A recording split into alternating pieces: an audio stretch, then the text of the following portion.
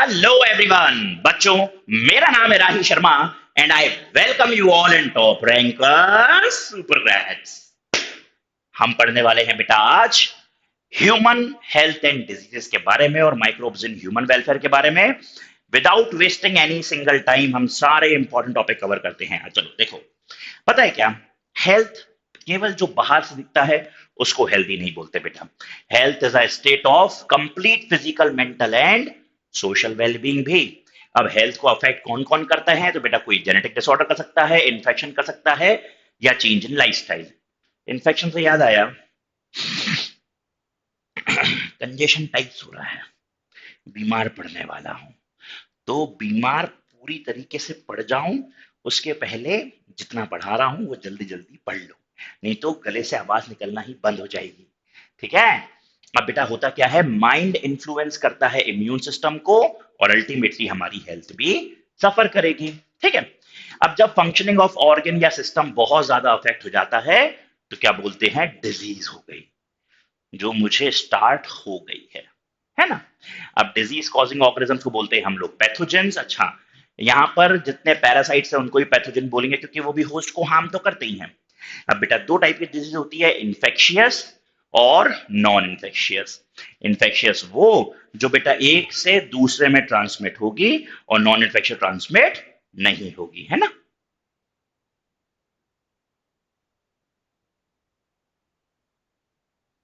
तो अब बेटा अगर मैं इन्फेक्शियस डिजीज की बात करूं तो ये वो होती है बेटा, नॉर्मल हमारा कॉमन कोल्ड हो गया जो एक पर्सन से दूसरे पर्सन में फैल सकती हैं, और नॉन इन्फेक्शियस वो हो जाएंगी जो ट्रांसमिट नहीं होंगी। फिर आता है बेटा, अब हम देख लेते हैं कौन कौन सी डिजीजेज हैं, उनके कौन कौन से पैथोजन हैं, क्या सिम्टम्स रहेंगे और बॉडी पे क्या इफेक्ट पड़ेगा। सबसे पहला है बेटा टाइफाइड। अच्छा, टाइफाइड का बहुत फेमस टेस्ट है बेटा विडाल टेस्ट। टाइफाइड का बहुत फेमस टेस्ट है विडाल टेस्ट। ठीक है। कौन करता है बेटा, साल्मोनेला टाइफी करेगा। हाई फीवर बना रहेगा, कमजोरी रहेगी और पेट में दर्द बना रहता है इसमें। निमोनिया, निमोनिया करता है बेटा स्ट्रेप्टोकोकस निमोनी और हीमोफिलस इन्फ्लुएंजा, ये दोनों ही निमोनिया कर सकते हैं। फीवर रहेगा, चिल्स रहेंगे, ठंड लगेगी, कफ रहेगा, हेडेक होगा, पता नहीं शायद मेरे को निमोनिया नहीं हो गया हो। Alveoli get filled with fluid leading to severe problem in respiration। हाँ, रेस्पिरेशन में प्रॉब्लम तो है खैर। एनीवेज, फिर आता है कॉमन कोल्ड, वो करेगा राइनो वायरस। मेरे को ज्यादा प्रोबेबिलिटी राइनो वायरस की लग रही है। नेजल कंजेशन होगा, नेजल कंजेशन है। ठीक है। डिस्चार्ज, डिस्चार्ज अभी शुरू हुआ नहीं है क्योंकि अभी स्टार्टिंग ही है। शोर थ्रोट, हाँ गले में खिचखिच खिचखिच तो है। कफ अभी स्टार्ट हुआ नहीं है क्योंकि वो अभी उसने कॉलोनी फॉर्म करना शुरू करी होगी मेरे फेरिंग्स में। ठीक है। अब धीरे धीरे धीरे धीरे वो जब उसकी कॉलोनीज बढ़ जाएगी तो फिर वो मेरे को ये इफेक्ट देगा। ठीक, ये कंजेशन। ठीक है। अब in fact the nose and respiratory passage, बिल्कुल। तो मैं कोई बात नहीं, इसको ट्रीट करने के लिए मेरे पास बहुत सारी दवाइयां हैं। मैं ले सकता हूं एमोक्सिसिलिन और क्लेवुलिनिक एसिड जिसका ब्रांड नेम आता है ऑगमेंटिन। ये 625 mg की भी आती है, 1250 mg की भी आती है। फिर मैं ले सकता हूँ एजिथ्रोमाइसिन, मैं ले सकता हूँ एजिथ्रोमाइसिन, एरिथ्रोमाइसिन, टेट्रासाइक्लिन, क्लोरेमफेनिकॉल, या आज की डेट में एक सेफ्यूरॉक्साइन ड्रग है बेटा, वो मल्टी ड्रग है, उसको भी ले सकता हूं। तो मैं ये दवाई वाई खा के तो ठीक हो ही जाऊंगा। ठीक है। एनीवेज, मलेरिया, मलेरिया कॉज करने वाले बेटा चार हैं, है तो एक ही प्लाज्मोडियम, उसकी चार सब स्पीशीज हैं। Plasmodium falciparum, plasmodium subspecies नहीं, चार स्पीशीज हैं, है ना। Plasmodium malariae, plasmodium ovale, plasmodium falciparum और प्लाज्मोडियम वाइवेक्स। ठीक है। अब बेटा इसमें भी ठंड लगेगी, फीवर आएगा और हर 3-4 दिन में फीवर लौट कर आएगा। पैरासाइट मल्टीप्लाई करेगा लीवर में और साथ में आरबीसी को अटैक करता है ये। ठीक है। आगे देखते हैं बेटा, अगर हम, तो अब आता है बेटा अमीबियासिस या अमीबिक डिसेंट्री, ये करता है एंटमीबा हिस्टोलिटिका। ठीक है। इसमें कॉन्स्टिपेशन बना रहेगा, एब्डोमिनल पेन रहेगा, क्रैम्प्स रहेंगे, स्टूल के साथ में म्यूकस और ब्लड भी आ सकता है। ठीक। अब बेटा ये लार्ज इंटेस्टाइन को इन्फेक्ट करता है। फिर आता है बेटा एस्कैरियासिस, या एस्कैरिस लुम्ब्रिकोइड करेगा, इंटरनल ब्लीडिंग रहेगी, पेन रहेगा, फीवर रहेगा, एनेमिक रहेगा। फिर healthy person get infected through water और वेजिटेबल, इन्फेक्टेड वाटर वेजिटेबल। आगे अगर हम बात करें बेटा, ध्यान दीजिए आप लोग। अब बेटा अगर हम आगे बात करेंगे, फिर आता है एलिफेंटियासिस, ये फाइलेरियासिस भी बोलते हैं बेटा। ये फाइलेरियन वॉर्म्स करते हैं, ठीक है। वुचिरेरिया बेनक्रॉफ्टी नाम है इसका, या वुचिरेरिया मलाए, ठीक है। हाथी पाँव भी बोलते हैं बेटा इसको, ठीक है। इन्फ्लेमेशन हो जाता है लोअर लिम्स में, जेंटल ऑर्गन्स में। लिम्फेटिक वेसल्स है जो लोअर लिम्ब की, वो ब्लॉक हो जाती हैं। फिर आता है बेटा रिंग वॉर्म के इन्फेक्शंस, ये आपके फंगल इन्फेक्शंस हैं। ये करेगा माइक्रोस्पोरम, ट्राइकोफाइटोन और एपिडर्मेटोफाइटोन। ड्राई स्केली स्किन हो जाएगी, लेजन्स हो जाएंगे बॉडी के अलग अलग पार्ट पे। स्किन को, नेल को और स्कैल्प को ये इन्फेक्ट करते हैं। अब आता है बेटा लाइफ साइकिल ऑफ प्लाज्मोडियम। होता क्या है बेटा, मैं आपको पूरा समझा दे रहा हूं किस तरीके से होता है, देखो ध्यान दो। सबसे पहले क्या होता है बेटा, सबसे पहले क्या होता है कि प्लाज्मोडियम, ठीक है। प्लाज्मोडियम एक पैरासाइट है बेटा जो हमें मलेरिया कॉज करता है, और ये स्पोरोजोइट के फॉर्म में हमारी बॉडी में घुसता है। किस फॉर्म में घुसता है, स्पोरोजोइट्स के फॉर्म में हमारी बॉडी में घुसता है। अब ये करता क्या है, जब एनोफिलीज मॉस्किटो काटेगी, फीमेल एनोफिलीज, तो बेटा क्या होगा, ये उसके सलाइ, अच्छा फीमेल एनोफ्रीज जब काटती है तो वो अपने सलाइवा के साथ कुछ ऐसे सिक्रीशन करती है कि जिससे हमें उस टाइम पर जब वो काट रही है तो दर्द नहीं होगा। तो बेटा जब वो मिल्क सक कर रही होगी, तो जब वो अपना सिक्रीशन डंक लगाएगी, ठीक है, तो जब वो अपना सिक्रीशन रिलीज करेगी, साथ में स्पोरोजोइड हमारे ब्लड में आ जाएगा। अब उसके बाद ब्लड सक कर लेगी, तो स्पोरोजोइड के फॉर्म में प्लाज्मोडियम घुस गया हमारी बॉडी में। अब प्लाज्मोडियम ब्लड में ट्रेवल करते करते करते सबसे पहले लीवर को जाके पकड़ेगा, लीवर को इन्फेक्ट करेगा। अब लिवर को इन्फेक्ट करेगा तो लिवर में लिवर शाइजोगोनी करेगा। क्या करेगा, लीवर शाइजोगोनी करेगा। अब बेटा वो लीवर सेल को बर्स्ट करते हुए फिर कहां आ जाएगा, ब्लड में। अब अपनी एसेक्सुअल रिप्रोडक्शन करने के लिए कहां जाएगा बेटा, वो आरबीसी में जाएगा। अब आरबीसी में, आरबीसी को बोलते हैं एरिथ्रोसाइट, इसलिए वो जाके करेगा आरबीसी में एरिथ्रोसाइटिक शाइजोगोनी। ये एक एसेक्सुअल फेज है। अब जो आपका हीमोग्लोबिन है उसको ब्रेक करेगा, किसमें, हीमोजोइन में, हीमोजोइन में, और आपका ग्लोबिन पार्ट अलग कर लेगा, ठीक है। अब जो हीम है वो उसको बना लेगा हीमोजोइन। हीमोजोइन एक पायरेटिक है, पायरोजिन है, पायरोजिन जो आपको फीवर बनाए, फीवर लेके आएगा। तो बेटा क्या करेगा, पायरोजिन जाके हाइपोथैलेमस पे एक्ट करेगा और आपको बुखार ला देगा, ठीक है। अब यहां पर उसकी फेज खत्म हो चुकी है ह्यूमंस के अंदर, वापस से मॉस्किटो काटेगा तो वो मॉस्किटो के अंदर वापस से चला जाएगा, ठीक, ब्लड के साथ। अब मॉस्किटो के अंदर जाके, फीमेल एनोफिलीज के अंदर जाकर वो करेगा अपनी सेक्सुअल फेज, और सेक्सुअल फेज से वापस से स्पोरोजोइट बन के कहां बैठ जाएगा, आकर उसके डंक के पास आके बैठ जाएगा, सलाइवरी ग्लैंड के पास मॉस्किटो के, जहां पर वो जाकर वापस से इन्फेक्ट कर देगा ह्यूमंस को। ये रही लाइफ साइकिल। आगे देखिए।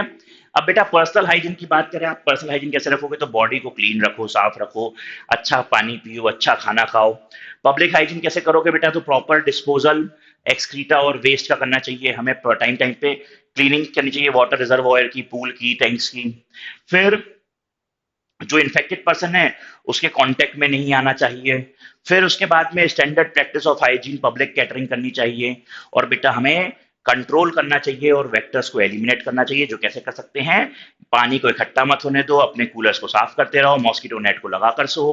अगर कहीं पानी जम गया है पॉन्ड वॉन्ड में, तो वहां पर गेम्बूसिया, एक लार्वीवोर्स फिश है, उसको डाल दो। फिर बेटा इंसेक्टिसाइड ऐड करते रहो, ठीक है। और बेटा आपके खिड़की दरवाजों पे पतले से मैश टाइप के नेट लगा लो, ठीक है। अब बात यह है बेटा, वैक्सीन और इम्यूनाइजेशन से, इम्यूनाइजेशन करके आप हेल्प कर सकते हो, कुछ डिजीज को रोक सकते हो, जैसे स्मॉल पॉक्स हो गया, पोलियो हो गया, डिप्थीरिया हो गया, निमोनिया हो गया और टेटनस हो गया, ठीक है। अब ड्रग्स लाइक एंटीबायोटिक वो हेल्प करते हैं बेटा इन्फेक्शियस डिजीज के ट्रीटमेंट के लिए। अब ह्यूमन इम्यून सिस्टम की अगर हम बात करें, तो ह्यूमन इम्यून सिस्टम क्या करता है, हमारे को हमको रिकॉग्नाइज करवाता है, रिस्पॉन्ड करवाता है किसके खिलाफ, और रिमेम्बरिंग भी में भी हेल्प करता है किसके खिलाफ, एंटीजन के खिलाफ। एंटीजन यहाँ पे कुछ भी हो सकता है, कोई पैथोजन हो सकता है, या कोई एलर्जन हो सकता है, या कुछ भी, ठीक है।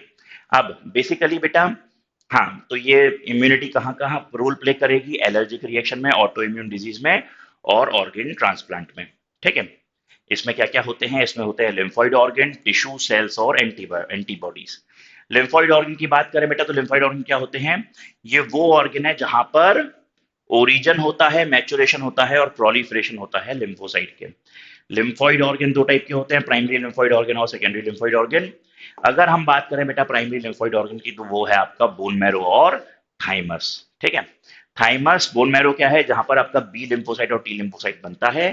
थाइमस आपका ये जो बेटा ब्रेस्ट बोन है हमारी, ब्रेस्ट बोन जिसको स्टर्नम भी बोलते हैं, उसकी जस्ट पीछे थाइमस रहता है। थाइमस बचपन में तो अच्छा खासा बड़ा रहता है, लेकिन जैसे ही हम प्यूबर्टी टच करते हैं, चलते 12 13 14 साल के होते हैं, तो आपका थाइमस जो है वो धीरे धीरे ग्रेजुअली रिड्यूस होकर खत्म हो जाता है। अब बेटा सेकेंडरी लिम्फोसाइट, लिम्फोसाइट क्या होते हैं, ये वो होते हैं जहां पर आपके ये लिम्फोसाइट जाते हैं, मैच्योर होते हैं, मैच्योर लिम्फोसाइट जाएंगे और वहां पर क्या करेंगे, प्रोलिफरेट करेंगे इफेक्टर सेल के साथ में। ठीक है। अब स्प्लीन, इसके एग्जाम्पल कौन कौन से हैं, स्प्लीन है, लिम्फ नोड है, टॉन्सिल्स है, पेयर्स पैचेस है और माल्ट है, अपेंडिक्स भी है। स्प्लीन, स्प्लीन एक बीन शेप्ड ऑर्गन है जहां पर बेटा लिम्फोसाइट होते हैं, फैगोसाइट्स होते हैं, और जो आरबीसी खराब हो चुकी होती है जाकर वो आरबीसी वहीं पर स्प्लीन में दफन हो जाती है, इसलिए उसको ग्रेवयार्ड ऑफ आरबीसी भी कहते हैं। अगर हम एम्ब्रियो थे तो एम्ब्रियो में आरबीसी का रिजर्वॉयर भी यही था। ठीक है। अगर लिम्फ नोड की बात करें बेटा, तो लिम्फ नोड 50% जो है यही रहेगा। Lymph node is found, basically जो माल्ट है ना, म्यूकोसा एसोसिएटेड लिम्फोइड टिश्यू, ये 50% इम्यून सिस्टम में पार्टिसिपेट करता है। दे ट्रैप, ये माइक्रोस्पोर माइक्रो ऑर्गेनिज्म को ट्रैप कर लेंगे और ट्रैप्ड वाले को क्या करेंगे, ये इम्यून सिस्टम को एक्टिवेट कर देंगे। अब बेटा सेकेंडरी लिम्फोइड आ गया बेटा, इसमें एक और एग्जांपल मैंने कहा था 50% लिम्फोइड टिश्यू माल्ट के फॉर्म में है, म्यूकोसा एसोसिएटेड लिम्फोइड टिश्यूज हैं जो लाइनिंग करते हैं किसकी, रेस्पिरेटरी पैसेज की, डाइजेस्टिव पैसेज की और यूरिनोजेनिटल पैसेज की। आगे देखा बेटा, इम्यूनिटी की बात करें तो ये क्या है बेटा, हमारी बॉडी की एबिलिटी है इम्यून सिस्टम की, ताकि हम डिजीज से लड़ पाए।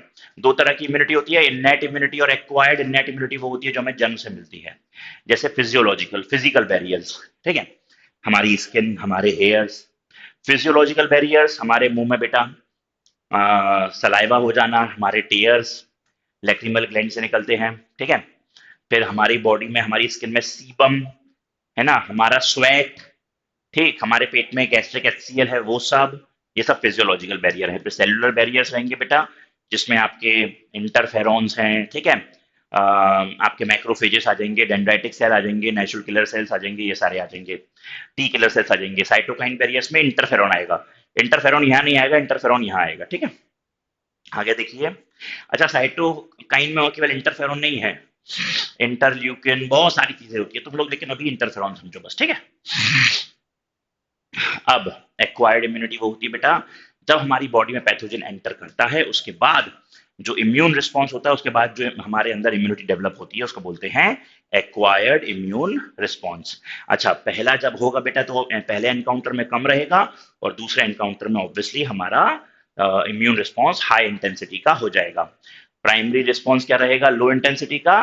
सेकेंडरी रिस्पॉन्स क्या रहेगा बच्चों, हाई इंटेंसिटी का। आगे देखिए, स्ट्रक्चर ऑफ एंटीबॉडी की अगर बात करूं तो हमारे एंटीबॉडी के में बेटा 4 पॉलीपेप्टाइड चेन होते हैं, 2 लाइट चेन है और 2 हैवी चेन्स हैं।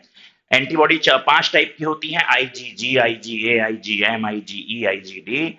आईजीए जो होता है वो डायमेरिक होता है, मतलब ऐसे 2 यूनिट रहेंगे। आईजीएम जो है वो पेंटामेरिक, पेंटामेरिक मतलब ऐसे 5 यूनिट रहेंगे। अब बेटा 2 टाइप की एक्वायर्ड इम्यून रिस्पॉन्स होता है। बीमार पड़ रहा हूं बेटा, बहुत ज्यादा हो रहा है, बीमार पड़ रहा हूँ, हालत नहीं हो पा रही है, चक्कर टाइप के आ रहे हैं, सांस में दिक्कत जा रही है, पर खैर पढ़ाना तो है, क्योंकि तुम बच्चे मेरी प्रेफरेंस हो, ये शरीर नहीं है। मेरे मरने के बाद भी अगर मेरी आत्मा से तुम मदद मांगोगे ना, तो मदद करने जरूर आएगी, वादा रहा। चलो पढ़ते हैं, थोड़ा जल्दी जल्दी देखेंगे बेटा। ह्यूमरल और एंटीबॉडी मीडिएटेड रिस्पॉन्स है बेटा, एक होता है सेल मीडिएटेड इम्यूनिटी, आगे देखेंगे हम लोग। ह्यूमरल एंटीबॉडी में क्या रहेगा, ये इम्यून रिस्पॉन्स कब आएगा, एंटीबॉडीज के थ्रू आएगा। Antibodies are found in blood plasma, so called as humoral immune response. ठीक है।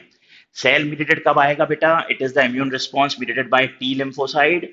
The body can differentiate self and non self, and the cell mediated immunity causes graft rejection. मतलब अगर transplant का कोई case है तो cell mediated, नहीं तो फिर ह्यूमोरल एंटीबॉडी। अब बेटा एक्टिव इम्यूनिटी की बात करें तो ये क्या होता है, ये है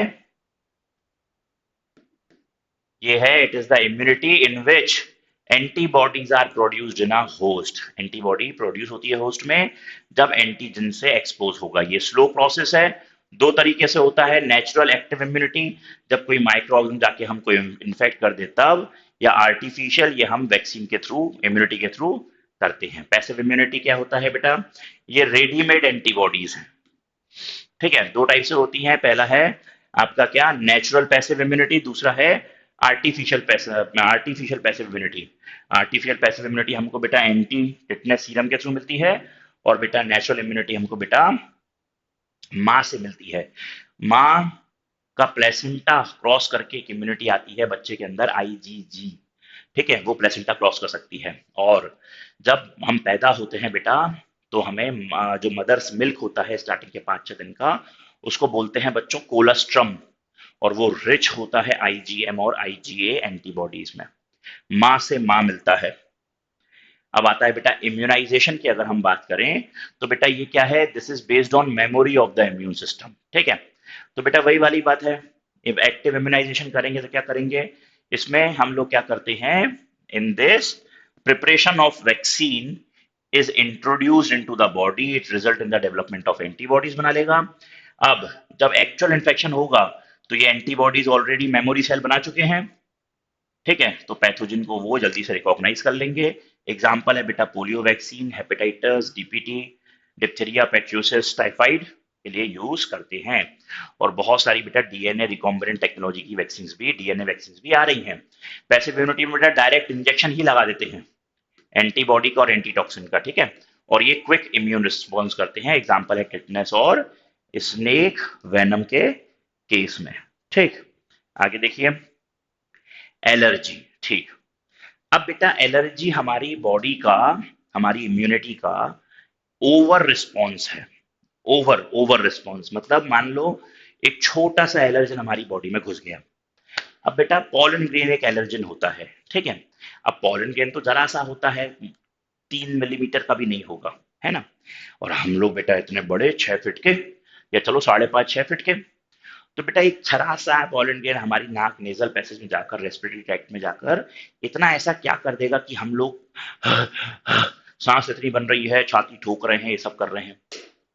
तो बेटा उसका कारण ये है कि बॉडी जब ओवर रिस्पॉन्स दिखा देती है, तो हम बोलते हैं वो क्या हो गई है, एलर्जी। और ये कैसे होती है, तो बेटा कुछ फैक्टर्स हैं, कुछ सेल्स हैं जो करते हैं, mast cell, basophils, IgE antibody और हिस्टामीन, इन चारों के कोलैबोरेशन से क्या होता है, एलर्जिक रिस्पॉन्स होता है। तो जब एलर्जिक रिस्पॉन्स होता है तो हम ले लेते हैं एंटी एलर्जिक, सिल्डेन और डाइमेटेप, जिससे एलर्जी खत्म हो जाती है। अस्थमा के केस में तुमने देखा होगा कई लोग वो पंप लेते हैं, यूज करते हैं, है ना। चलो देखो, अब आता है ऑटो इम्यूनिटी। ऑटो इम्यूनिटी क्या होता है बेटा, कई बार क्या होता है, हमारे इम्यून सेल्स, देखो हमारे इम्यून सेल्स को हमारी बॉडी को रिकॉग्नाइज नहीं करने देना है। अगर इम्यून सेल्स ने किसी को ढूंढ लिया तो वो उसको मार देगा। इम्यून सेल्स ने किसी को पहचान लिया तो उसका निपटना गारंटी है, पक्का है। तो ऑटो इम्यूनिटी में क्या होता है, देखो मैंने आपको बताया था बेटा, एक चीज पढ़ोगे आगे जाके तुम लोग, एमएचसी के बारे में पढ़ोगे। एमएचसी होता है मेजर हिस्टो कंपैटिबिलिटी कॉम्प्लेक्स।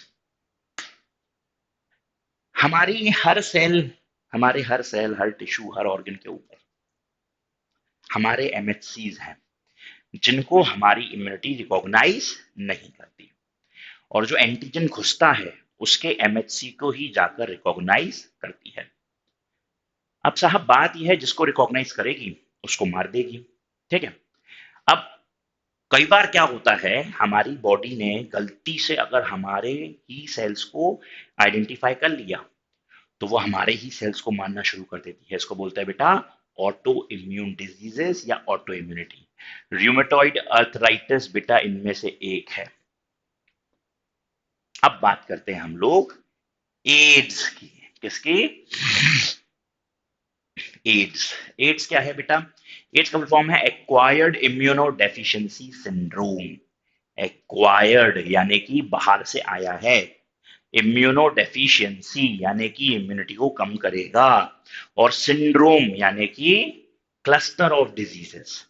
तुम लोग बड़ी हैरानी होगी अगर मैं तुमसे कहूं ना कि एचआईवी कभी भी इंसान को मारता ही नहीं है। सर कैसी बात कर रहे हो, आप एचआईवी नहीं मारेगा, एड्स कितनी खतरनाक बीमारी है, ला इलाज है, उसका कोई इलाज नहीं है, 100% इंसान का मरना तय है। नहीं बेटा, कभी भी इंसान एचआईवी के कारण नहीं मरता।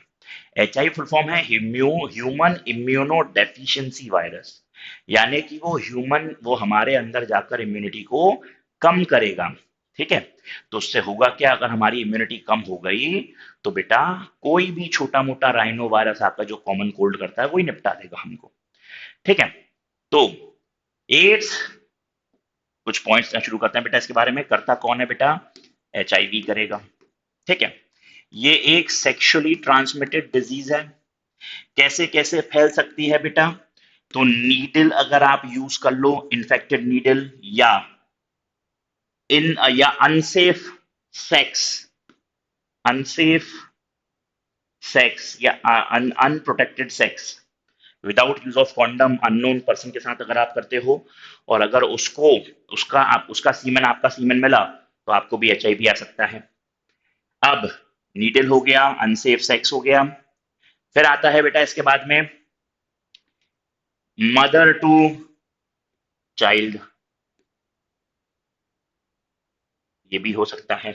ठीक है, तो बेटा ये सारे हैं। अच्छा, कभी भी ये छूने से, किसी के साथ खाने से, फॉर्माइट मेथड से, फॉर्माइट मेथड मतलब बेटा किस करने से, गले लगाने से, इन सब से नहीं फैलता ये।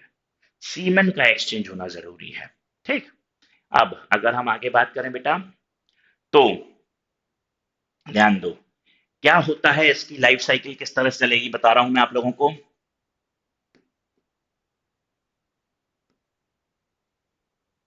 एचआईवी वायरस, पता नहीं किसी भी सोर्स, जो सोर्स बताया मैंने कैसे, मोड ऑफ ट्रांसमिशन, उससे हमारी बॉडी में एंटर करता है। बॉडी में कहा आ गया, एंटर कर गया। ठीक है, अब एचआईवी वायरस जाकर जिनके पास में जो टीएच टू सेल्स हैं, या बेसिकली जिनके पास जो CD4 पॉजिटिव सेल्स हैं, CD का मतलब होता है क्लस्टर ऑफ डोमेन, तो जिनके पास ये CD4 सेल्स होते हैं वो एक तो टीएच टू सेल्स हैं, और साथ में बेटा मैक्रोफेजेस जो होते हैं ना,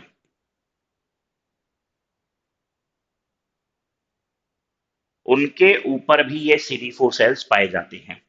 अब ये जो हमारा एचआईवी वायरस है, इसके पास एक प्रोटीन पाया जाता है GP120, ग्लाइकोप्रोटीन 120।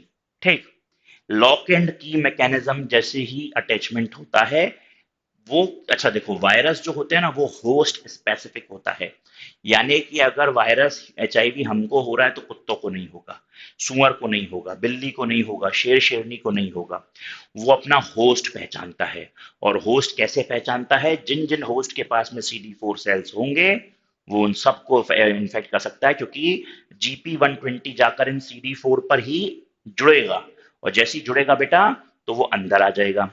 ठीक है, किसके, हमारे इन सेल्स के अंदर आ जाएगा, सेल्स के अंदर एंट्री कर ली। ठीक है, अब एचआईवी वायरस जो है उसके पास में क्या रहता है बेटा,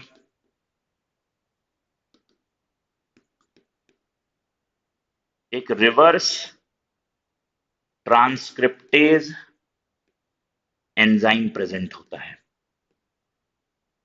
ठीक है, और ये है क्या, ये एक आरएनए वायरस है।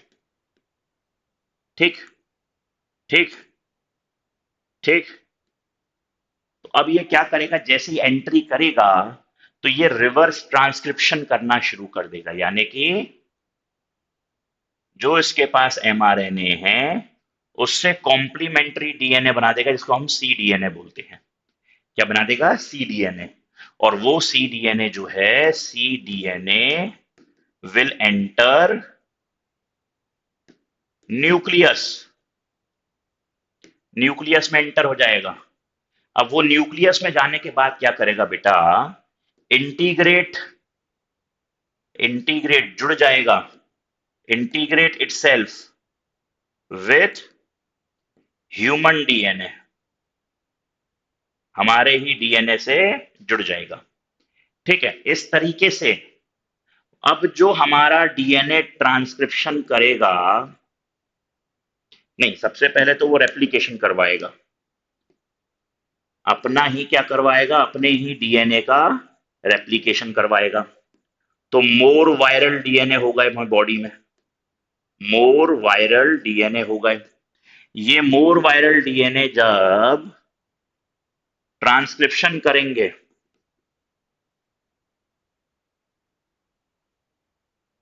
तो वो एमआरएनए बनाएंगे, किसके, वायरस के। वायरस का आरएनए अब क्या करेगा, प्रोटीन सिंथेसिस करेगा।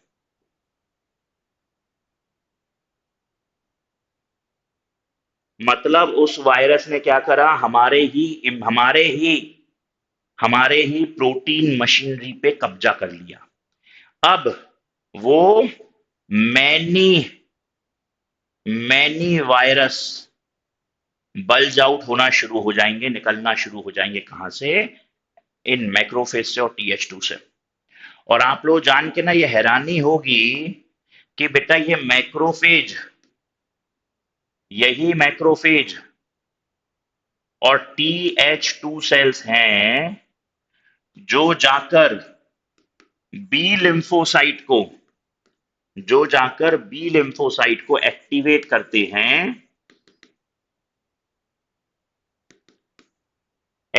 करते हैं, और क्या बनाते हैं, plasma cell plus B memory cell.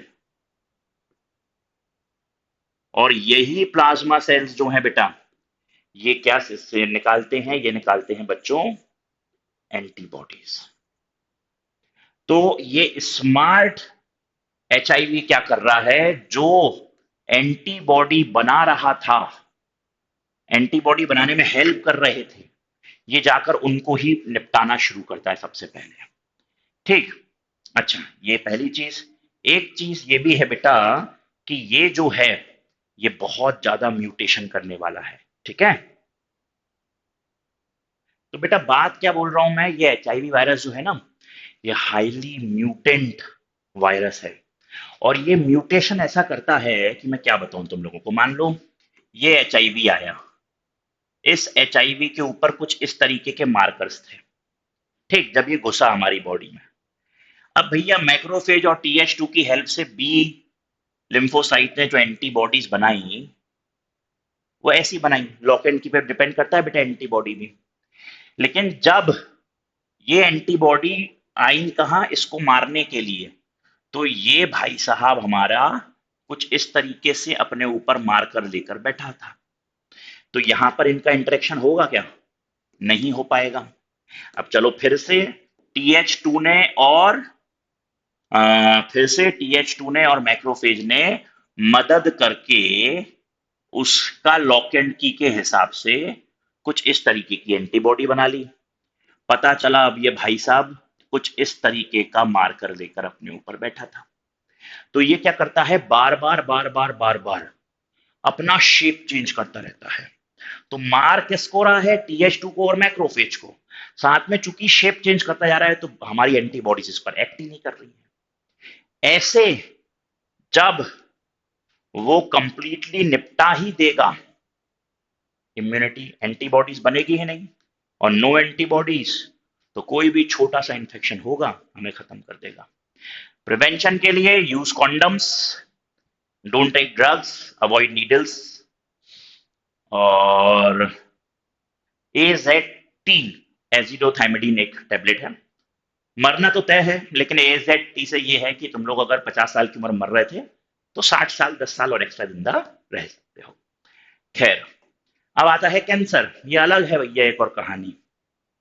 ठीक है, कैंसर। ठीक, यहां पर एक्वायर्ड इम्यूनिटी वाली चीज तो कुछ नहीं आनी चाहिए, गलती से आ गया। कैंसर,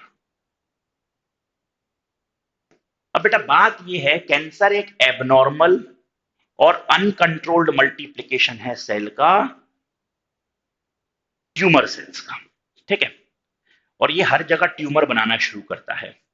अगर मैं कहूं बेटा मेरे को ट्यूमर है, तो तुम कहोगे अरे बाप रे सर, हमारी सिंपैथी एम्पैथी आपके साथ में है, आपको ट्यूमर है। आप कब मरने वाले हो? मुझे ये ट्यूमर नहीं है, तुम्हें भी ट्यूमर है। सर, हमें भी ट्यूमर है? हाँ, आपको भी ट्यूमर है। आप भी आप भी नहीं मरोगे। ठीक है?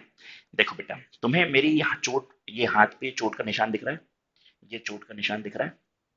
इसको बोलते हैं ट्यूमर। अब अगर तुम्हें भी कहीं चोट लगी हो और ऐसे निशान आ गए हों, तो जब आप गौर से देखोगे आपके नॉर्मल सेल्स को, तो आपके नॉर्मल सेल्स ना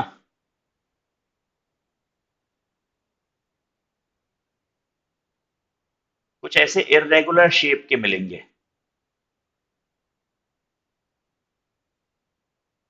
ध्यान से देखना बेटा, कुछ ऐसे इरेगुलर शेप के मिलेंगे। ठीक?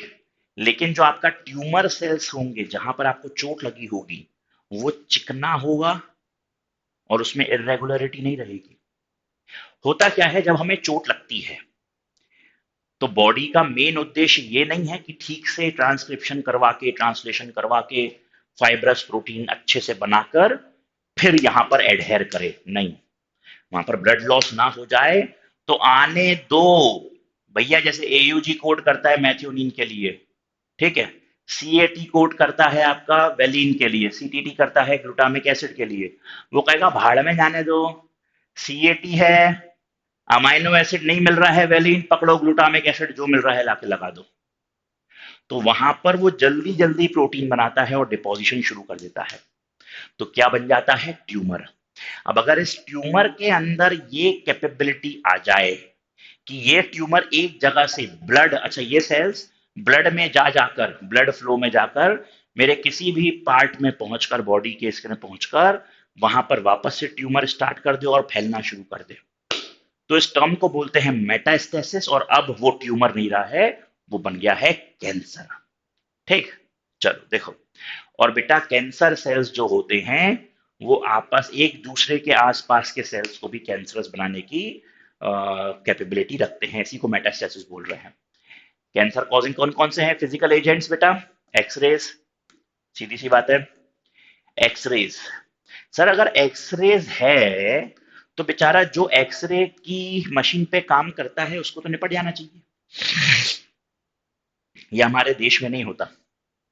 कायदे से जो एक्सरे मशीन पे काम करता है ना, उसको 6 महीने काम करना रहता है और 6 महीने की उसको छुट्टी देते हैं, पेड छुट्टी। क्योंकि एक्सरे की मशीन पे जो लोग काम करते हैं उनकी लाइफ 10-15 साल तो वैसे ही कम हो जाती है। ठीक है? अब आगे देखो, gamma rays, non ionizing UV rays. Sir UV rays, हम तो सूरज में निकलते हैं, धूप में एग्जाम देने जा रहे हैं। तो गाना है ना, लड़कियों के लिए है, धूप में ना निकला करो, क्या है फिर, कुछ तो भी, खैर जो भी है, खैर याद नहीं आ रहा। तो धूप में मत निकला करो, वो साइंटिफिक गाना है भाई। हाँ याद आ गया, धूप में ना निकला करो रूप की रानी, गोरा रंग काला पड़ जाएगा। तो भाई साहब वो साइंटिफिक गाना है। यूवी रेज से कैंसर हो सकता है। ठीक है? तो तुम लोग जैसी पेपर दे दो बायो का, तो मटर गश्ती मत करना। ये नहीं कि मस्ती में तुम लोग धूप में ही घूम रहे हो, क्योंकि अब गर्मी आ चुकी है। ठीक? तो यूवी रेस कैंसरस है। ठीक? अब केमिकल एजेंट में टोबैको स्मोक, और अगर करते हो तो छोड़ देना। ठीक? Vinyl chlorides, caffeine, nicotine, mustard gas, ये सब बायोलॉजिकल तो बेटा ऑन्कोजेनिक वायरसेस होते हैं जो हमको कैंसर कॉज कर सकते हैं। आप डिटेक्ट कैसे करते हैं कैंसर को? बायोप्सी से, बहुत सारी इमेजिंग टेक्निक से, एंटीबॉडीज के यूज से, और मॉलिक्यूलर बायोलॉजी टेक्निक से। अब आता है एडोलेसेंस एंड ड्रग या एल्कोहल एब्यूज। अब तुम लोग एडोलेसेंस की स्टेज में तो नहीं हो, तुम लोग टीनेजर्स बन गए हो। हाँ चलो मान लेते हैं एडोलेसेंस, नई नई जवानी आई है। होता क्या है जब, अच्छा इसमें तुम्हारी गलती नहीं है, हमारा जो भी बिहेवियर है दैट इज बिकॉज ऑफ हमारे हार्मोनल चेंजेस के कारण। तुम्हें अगर गुस्सा आता है ना, तो दैट इज, तुम्हें गुस्सा नहीं आ रहा है, तुम्हारे अंदर हॉर्मोन्स तुमसे गुस्सा करवा रहे हैं। ठीक है। जैसे ही बच्चा एक एडोलेसेंट स्टेज में पहुंचता है, 12 साल, 13 साल, 14 साल, तो उसके अंदर क्वेस्ट और इंस्टिंक्ट जागना शुरू हो जाता है कि भाई वो सब चीज के बारे में जानते हैं।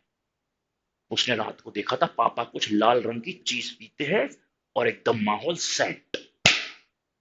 तो उसने भी सोचा, यार वो लाल और पीले रंग की चीज पीने से माहौल सेट होता है, मैं बड़ा हो गया हूं, पी के देखता हूं। यहां केवल शौक या तौर पे या जानने के लिए अल्कोहल को यूज कर लिया। या जैसे बड़े होते हो, एडोलेसेंस में आओगे, तो तुम्हारे अंदर सेकेंडरी सेक्सुअल कैरेक्टर्स डेवलप होना शुरू हो जाएंगे। तो अगर तुम लड़के हो तो तुम्हारे बाइसेप्स अच्छे खासे बनने शुरू हो जाएंगे। ठीक। तो भाई साहब क्या होगा इस केस में? टेस्टोस्टेरोन ज्यादा निकलेगा तो गुस्सा बढ़ेगा, लड़ाई झगड़ा साहब।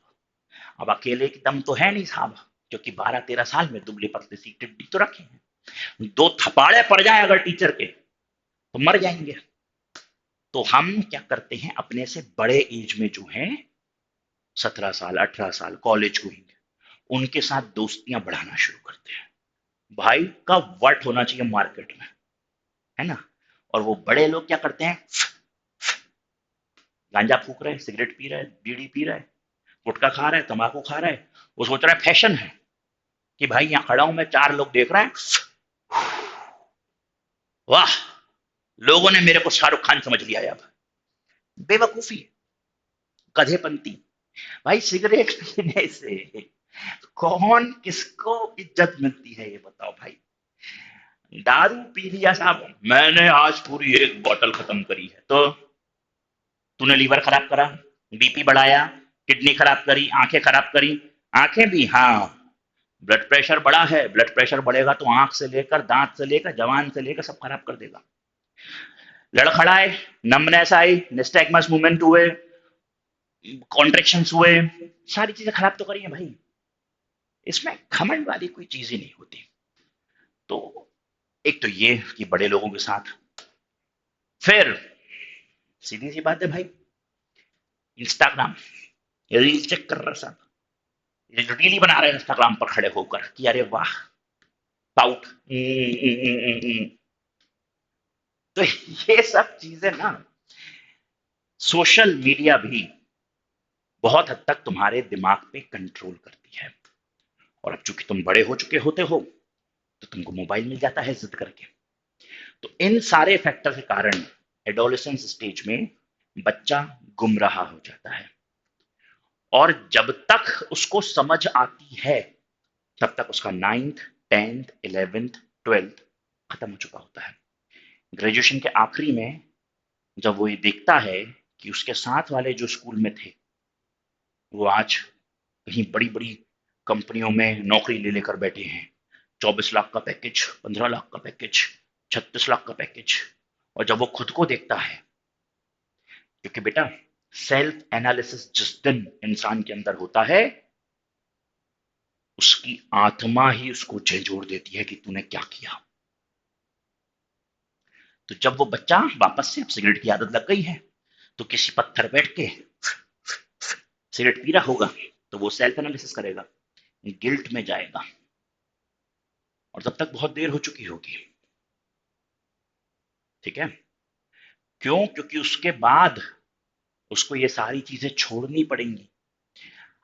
और पता है, लाइफ में कभी भी कुछ भी छोड़ने के लिए ना, गलती से कोई गलत आदत है भी तुम्हारे अंदर, तो छोड़ने के लिए कोई, वो होता है ना कि नशा मुक्ति केंद्र, उसकी जरूरत नहीं होती। किसी भी चीज को पकड़ना तुम्हारी मर्जी थी, है ना, जबरदस्ती तो नहीं ना, कि तुम्हारा मुंह पकड़ के नाक बंद करके नहीं, एक पैक पी ले फटाक से, ऐसे तो कभी नहीं हुआ। तो जैसे पकड़ना तुम्हारी मर्जी थी, वैसे ही छोड़ना भी तुम्हारे विल पावर पर डिपेंड करता है। None of the psychologist, psychiatrist, नशा मुक्ति केंद्र आपके नशे नहीं छुड़वा सकता। एक बार डिटर्मिनेशन, एक बार आप ही का निर्णय आपकी जिंदगी बदल देगा। और जब हम चाहते हैं कि हम आसपास के लोगों को बदलें, सबसे पहले शुरू हमको अपने से ही करना चाहिए। ठीक है, तो बेटा ये सारी चीजें हैं जो मैंने तुम लोगों को अच्छे से समझा दी। ठीक, आगे देखते हैं। माइक्रोब्स इन ह्यूमन वेलफेयर, इतने सारी जगह पर हमारे यहाँ माइक्रोब्स काम आते हैं। हाउस होल्ड में, इंडस्ट्रीज में, सीवेज में, बायोगैस में, बायो कंट्रोल में और बायो फर्टिलाइजर्स में। ठीक है, सबसे पहले हाउस होल्ड घर में कहाँ कहाँ काम आ जाएंगे? दही बनाने में, लैक्टोबैसिलस काम आएगा दही बनाने में। ठीक है, ठीक। Fresh milk can be converted to curd by adding lactic acid bacteria. ठीक है, और वो क्या करता है? विटामिन B12 बढ़ा देगा। स्टमक में लैक्टिक एसिड बैक्टीरिया पैथोजेंस को मदद करते हैं, हमारी मदद करते हैं कि पैथोजेंस को मार दें। ठीक, फिर आता है बेटा बेकर्स यीस्ट। सैकेरोमाइसिस सेरेविसी को बेकर्स यीस्ट भी बोलते हैं और ब्रूअर्स यीस्ट भी बोलते हैं। क्या बोलते हैं बेटा? ब्रूअर्स यीस्ट, यानी कि ये वाइन वाइन बनाने में भी काम आता है। Used to make bread, fermenting dough. Toddy, toddy भी एक ड्रिंक है बेटा, ये पाम के सैप को फर्मेंट करके बनाया जाता है। और microbes are used to ferment fish, soyabean, bamboo shoots, और ताकि चीज बना पाए। दो तरह की चीज होती है, स्विस चीज। स्विस चीज बनता है बेटा प्रोपियोनोबैक्टीरियम शेरेमिनी से, ये है स्विस चीज। फिर आता है बेटा एक रॉकफोर्ड चीज। रॉकफोर्ड चीज बनता है बेटा आपके पेनिसिलियम रॉकफोर्टी से, ये है रॉकफोर्ड चीज काले रंग का। फिर आता है बेटा बैक्टीरियल फर्मेंटेशन, इसको हम यूज करते हैं ताकि हम डोसा बना पाए, इडली बना पाए। पफ्ड अपीयरेंस, अगेन जो कुछ भी आ जाए गैस के हमसे निकालोगे CO2। इंडस्ट्रीज में कहाँ कहाँ यूज कर सकते हैं बेटा? तो बीवरेजेस में यूज करते हैं, एंटीबायोटिक्स बनाने में यूज करते हैं। ठीक है, बहुत बड़े बड़े फर्मेंटर्स होते हैं वहां पर ये बनाते हैं बेटा। सैक्रोमाइसिस सेरेविसी बताया था, ब्रूअर्स यीस्ट भी है। प्रोडक्शन ऑफ बेवरेजेस में काम आता है। माल्ट को, सीरियल्स को और फ्रूट जूस को फर्मेंट करके इथेनॉल बनाते हैं। डिस्टिलेशन करके हम इनका परसेंटेज ऑफ अल्कोहल बढ़ा सकते हैं। विस्की, ब्रांडी देखो are produce by distillation of fermented broth. Antibiotics भी बनाने में काम आते हैं आपके माइक्रो ऑर्गेनिज्म। सबसे पहला पेनिसिलियम नोटेटम से बनाई हुई पेनिसिलिन जो है वो एक फंगस से ही आई थी, माइक्रो ऑर्गेनिज्म से आई थी। Used to treat plague, whooping cough, diphtheria, leprosy. Penicillin first antibiotic है, एलेक्जेंडर फ्लेमिंग ने बनाई थी। ही ऑब्जर्व स्टेफाइलोकोकाई जो है वो ग्रो नहीं कर पा रहा था जहां पर पेनिसिलियम नोटेटम ग्रो कर रहा था, तो उसने उससे पेनिसिलिन निकाल लिया। ठीक है, अर्नस्ट चेन और होवार्ड फ्लोरी ने भी फुल पोटेंशियल लगाए ताकि एंटीबायोटिक्स निकाल पाए। फ्लेमिंग चेन फ्लोरी को नोबेल प्राइज मिला था 1945 में। एस्पराजिलस नाइजर से सिट्रिक एसिड बनाते हैं। एसिटोबैक्टर एसिटी से एसिटिक एसिड बनाते हैं, इंपॉर्टेंट है। क्लोस्ट्रिडियम ब्यूटाइलाइकम से ब्यूटायरिक एसिड बनाएंगे। लैक्टोबैसिलस से लैक्टिक एसिड बनाएंगे। अब आता है और कुछ चीजें। एल्कोहल, सैक्रोमाइसिस सेरेविसी, इथेनॉल बनाने के। Enzyme lipase used in detergent formulation, help to remove stains from the laundry. फिर बेटा पेक्टिनेस और प्रोटीएस भी बनाए जाते हैं बॉटल जूस को क्लैरिफाई करने के लिए। स्ट्रेप्टोकाइनस स्ट्रेप्टोकोकस से निकाला जाता है और ये क्लॉट बस्टर है, ये ब्लड क्लॉट रिमूव करता है हार्ट पेशेंट्स में। ठीक है, साइक्लोस्पोरिन ए ट्राइकोडर्मा पॉलीस्पोरम फंगस है, वहां से निकाला जाता है। इम्यूनोसप्रेसिव एजेंट है जो कि ट्रांसप्लांट पेशेंट्स में यूज करा जाएगा। स्टैटिन मोनेस्कस परप्यूरियस से निकाला जाएगा, ब्लड कोलेस्ट्रॉल लेवल कम करने में हेल्प करता है बेटा। ठीक है, ये रहा बेटा माइक्रोब्स एंड सीवेज ट्रीटमेंट का पूरा फ्लो चार्ट किस तरीके से होगा। यहां पर हम अपनी क्लास को यहाँ पे विराम देते हैं। अगर आप चाहते हो कि ये PDF आपको मिल जाए तो बेटा हमारा टेलीग्राम चैनल ज्वाइन करो जिसकी लिंक डिस्क्रिप्शन में है। हमारी ये वेबसाइट है www.toprankers.com, इस पे भी आप ऑनलाइन आकर लॉग इन कर सकते हैं। Thank you so much. ऐसे और टॉपिक्स लेके आता रहूंगा, बस बीमार ना पड़ जाऊं। थोड़ी सांस फूल सी रही है, तबीयत खराब सी लग रही है। अब गले में देखो आवाज में चेंज आने लगा है, थक गया हूं। अभी जाते हुए डॉक्टर को दिखाऊंगा। मिलता हूं आपसे, अगर ठीक रहा तो। प्रे करना ठीक हो जाऊं। See you in the next class. Till then, good bye.